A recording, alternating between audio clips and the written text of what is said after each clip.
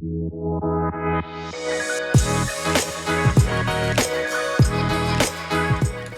there, I'm Ali and I'm here to talk you through how to use our ROAS, LTV and Cashflow calculator for apps and free-to-play games.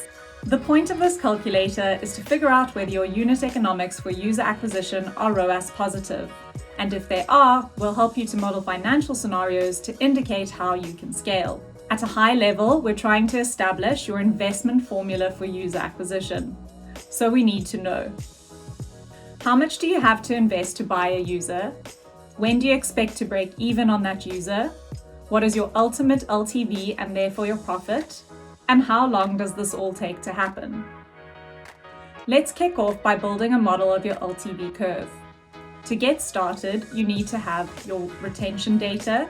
This is the percentage of people who stay using your app or game after X number of days, your ARPDAU, average revenue per daily active user, and your CPI, your cost per install, cost per acquisition, cost per event, whichever metric you're using. You can use our tooltips to complete the rest of the inputs if you want to go into a bit more detail.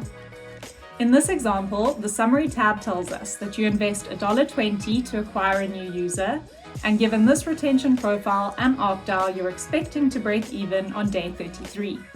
As users continue to monetize over time, you get to a projected LTV of $1.97 after 104 days.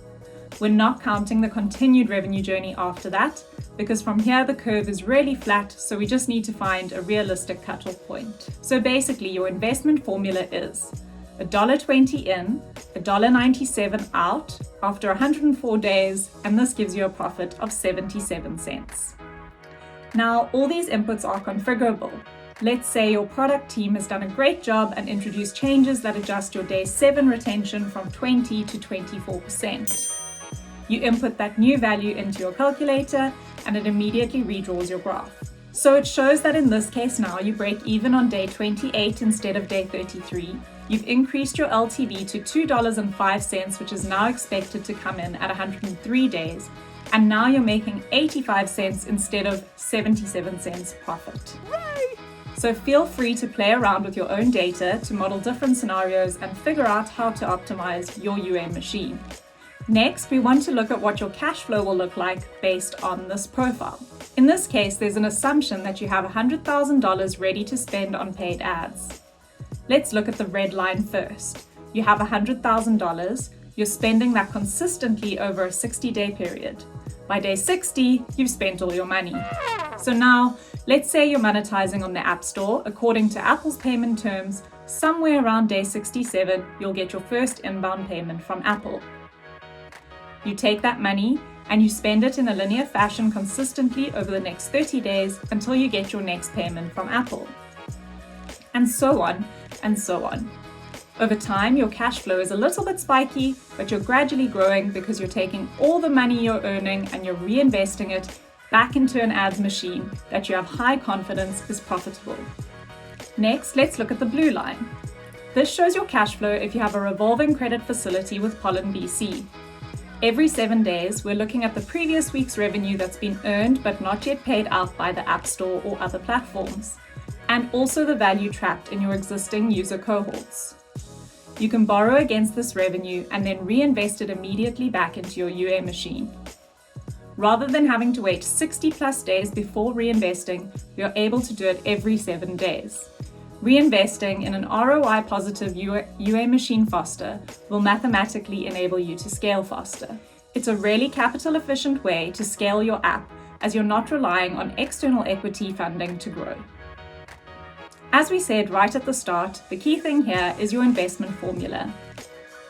Let's say you want to look at whether a revolving credit facility with Pollen VC is a good idea. To do this, you're going to click on the stats button here, which exposes the raw numbers behind the graph. So again, in summary, your $1.20 invested expects to break even on day 28 and goes on to achieve a lifetime value of $2.05 after 103 days. On that single journey, you have a return on invested capital at 70.6%, which takes 103 days. Now, 103 days is a weird time frame for any form of comparison. So we want to break this down into a monthly return on capital, making it much easier to evaluate different UA options on a level playing field. Our calculator simply divides by 103 and multiplies by 30 to get an estimate of what a monthly return on capital is, in this case 20.5%.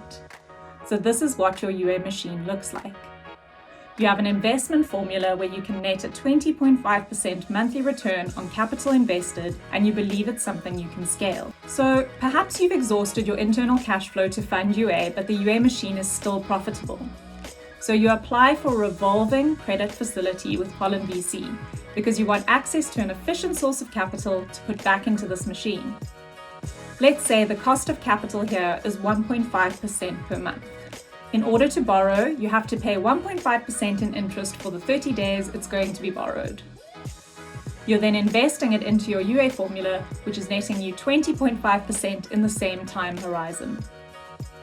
You're borrowing at 1.5%, and you're investing into ads, giving you 20.5%. Now, just a reminder to make sure you're comparing them on the same basis. Monthly cost versus monthly return, and not monthly against annual.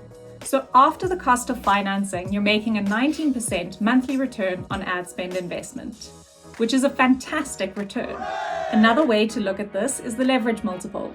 This says that for every dollar you're paying in interest to service the cost of borrowing, you're making $12.67 in return, which is great. You should continue to invest for as long as your UA machine is profitable. And finally, here are the estimates. So what are you waiting for?